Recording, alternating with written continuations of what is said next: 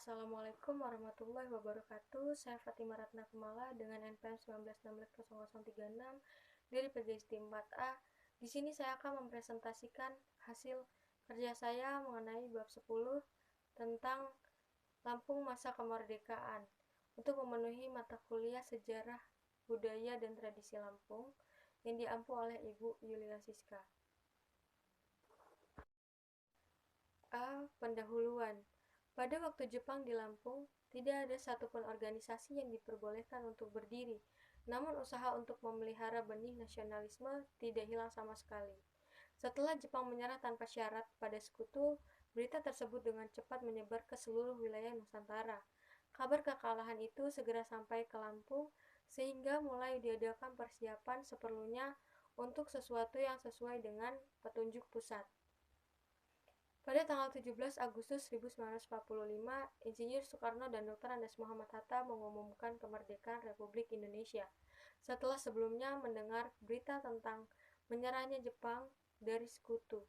Tidak lama kemudian terdengar berita lewat radio oleh Kepala Penerangan Kepresidenan Lampung, yaitu Amir Hasan, bahwa proklamasi telah diumumkan di dunia internasional pada tanggal 17 Agustus 1945. B. Sekitar perjuangan fisik dalam Perang Kemerdekaan.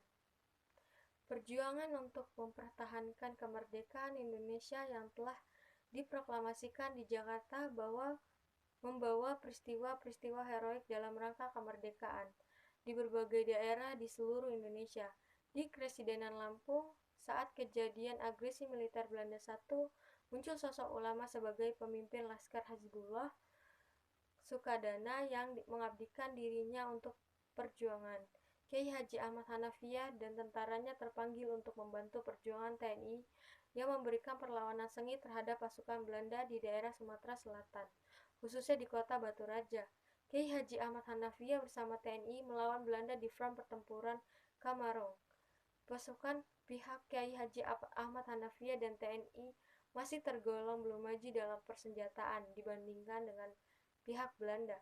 Laskar Hizbullah hanya bersenjatakan golok, maka dikenal juga dengan Laskar Golok. Kiai Haji Ahmad Hanafiah tertawan dan kemudian dibunuh oleh musuh. Sebelum dibunuh, Kiai Haji Ahmad Hanafiah berhasil ditangkap hidup-hidup, kemudian dimasukkan ke dalam karung dan ditenggelamkan di Sungai Ogan. Belanda memperlakukan Kiai Haji Ahmad Hanafiah dengan demikian karena mereka telah mengetahui kehebatan yang dimiliki oleh Kiai Haji Ahmad Hanafiah yang kebal dengan senjata api dan juga senjata tajam. Akhirnya mereka melakukan dengan cara yang licik dan kejam. Selanjutnya, yang turut berpengaruh dalam perjuangan adalah Haji Golib. Beliau adalah sosok tokoh pejuang agama dan juga pejuang kemerdekaan Indonesia di Lampung. Pada era tahun 1930-an, Kiai Haji Golib mendirikan sebuah pondok pesantren yang tujuannya untuk mencetak para santri yang pandai dalam bidang keagamaan. Para santri juga diajarkan pendidikan formal. Pendidikan yang dibentuk pertama adalah madrasah. Jumlah santrinya adalah 100 orang, menempati 3 lokal dengan bangunan yang sangat sederhana, berlantaikan tanah dan berdindingkan geribik. Berdasarkan jihad, pasukan yang dikomandai oleh Kiai Haji Golib bergabung dengan pasukan Garuda Merah. Di bawah kepemimpinan Kapten Alamsyah, pasukan ini terdiri dari Letnan 1 Abdul Haq, Kapten Ismail Hussein, Letnan 1 Alamsyah Garuda Merah, pasukan ARI dan CPM, beserta Letnan 1 Suratno. Sebelumnya di Gading Rejo sudah dibangun 6 pos pasukan yang sengaja dipersiapkan untuk melakukan serangan kepada Belanda yang berusaha merebut kembali Gedung Tataan pada malam hari pada tanggal 15 Januari 1949. Diadakan serangan langsung terhadap kependudukan Belanda di Gedung Tataan. Pasukan TNI kalah dari segi teknis peralatan. Akhirnya Belanda kembali dapat menguasai Gedung Tataan. Akhirnya serangan Belanda tersebut, maka pasukan Hizbullah yang dipimpin oleh Kiai Haji Golib beserta para tentaranya mundur dan memindahkan staf komando ke Prengsewu untuk menyusun strategi balasan setelah melalui pertempuran sengit. Prengsewu jatuh ke tangan Belanda pada tanggal 13 Maret 1949. Kiai Haji Golib terus-menerus mengungsi dan hidup berpindah-pindah sampai akhirnya beliau menetap di desa yang bernama Sinar Baru. Di sana beliau sakit dan harus dirawat. Karena perawatannya kurang memadai, akhirnya Kiai Haji Golib dibawa pulang. Pasukan Macan Loreng, pasukan khusus kaki tangan penjajah saat itu, bersikeras agar Kiai Haji Golib ditahan. Tetapi karena kondisinya masih sakit, Kiai Haji Golib dibebaskan sampai kondisinya kembali sehat. Macan Loreng ditugaskan untuk mengawasi sang kiai. Setelah sembuh, Kiai Haji Golib menghadap ke Belanda. Beliau ditahan selama 15 hari. Pada malam Kamis 6 November 1949, Kiai Haji Golib disuruh pulang. Kemudian beliau berjalan menuju rumahnya. Namun ketika beliau baru berjalan keluar area gereja kurang lebih 10 meter, beliau ditembak oleh tentara Belanda dan gugur ketika saat itu juga. Terbukti Kiai Haji Ahmad Hanafiah dan Kiai Haji Golib telah mendarma baktikan diri dan berjasa besar dalam membakar semangat kepahlawanan, kepatriotan, dan perjuangan untuk mempertahankan kedaulatan negara dan bangsa sampai titik darah penghabisan. C. Tata kehidupan politik dan pemerintahan. Mr. Abbas ditunjuk sebagai Presiden pertama Lampung. Setelah proklamasi, segera membentuk Komite Nasional Indonesia Daerah Lampung. Lalu disusul dengan dibentuknya Komite Nasional tingkat kedewanan. Tanggal 5 September 1945 ada instruksi dari pusat agar segera dilakukan pengoperan kekuasaan kewedanan-kewedanan serta pengibaran bendera merah putih secara menyeluruh dengan penjagaan seluruh terhadap merah putih. Sebagai ketua dari Komite Nasional Daerah Lampung yang pertama ditunjuk Wan Abdurrahman. Selesai dibentuk KNID, maka PKR segera dibentuk yang diketuai oleh Pangeran Muhammad Nur, Mayor Jenderal. Pada tanggal 9 September 1946, Residen Lampung melepaskan jabatannya selaku residen, kemudian digantikan oleh Dr. Munir, akan tetapi ia mengundurkan diri pada tanggal 29 November 1947. D. Migrasi penduduk setelah Indonesia merdeka. Ketika Indonesia merdeka, jumlah penduduk seluruh Indonesia mencapai 75 juta jiwa. 60 juta jiwa diantaranya tinggal di Pulau Jawa, sementara Republik yang baru saja merdeka harus mempertahankan wilayahnya dari musuh yang hendak kembali menguasai. Program perpindahan penduduk yang dilakukan setelah Indonesia merdeka dikenal dengan program transmigrasi. Dilakukan oleh pemerintah Republik Indonesia pada tanggal 12 Desember 1950, pemerintah Republik Indonesia pertama kalinya setelah merdeka memindahkan penduduknya sebanyak 23 keluarga ke daerah Lampung. Diperingati sebagai Hari Bakti Transmigrasi.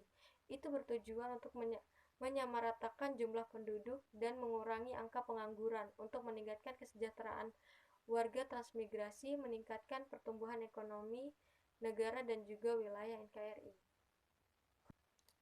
E. Keadaan ekonomi masyarakat.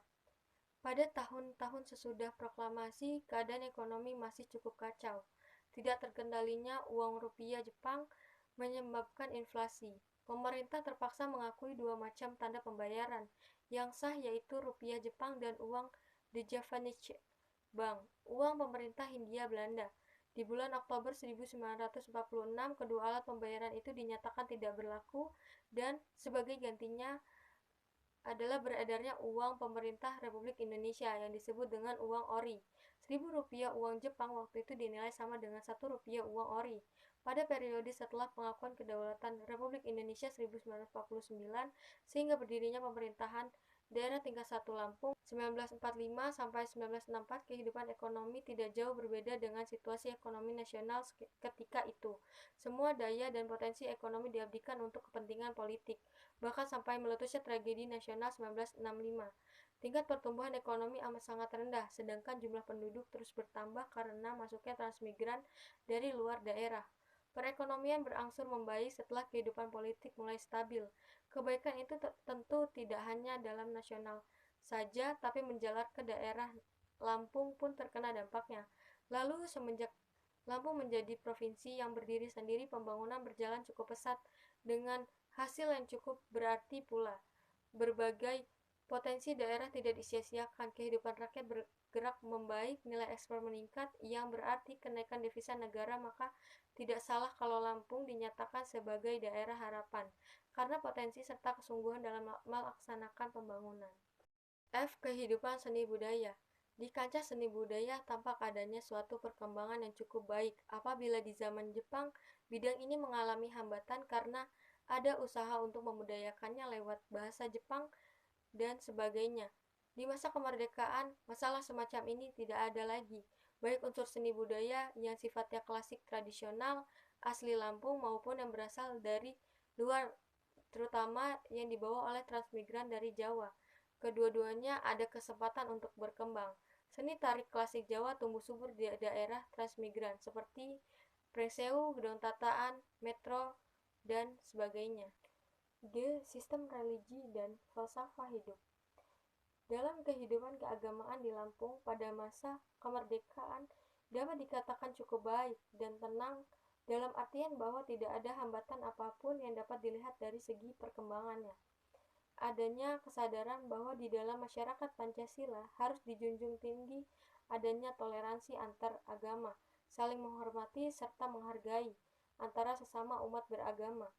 Tahun 1950, jamaah dari agama-agama non-Islam belumlah menonjol jumlahnya sebagaimana kita saksikan sekarang. Kenaikan jumlah mereka di pedesaan khususnya di daerah transmigran nampak nyata daripada di kota-kota. Bagi agama Islam tidak kecil artinya dan peranannya dari pendidikan pondok dan pesantren. Sekian dari saya ucapkan terima kasih. Wassalamualaikum warahmatullahi wabarakatuh.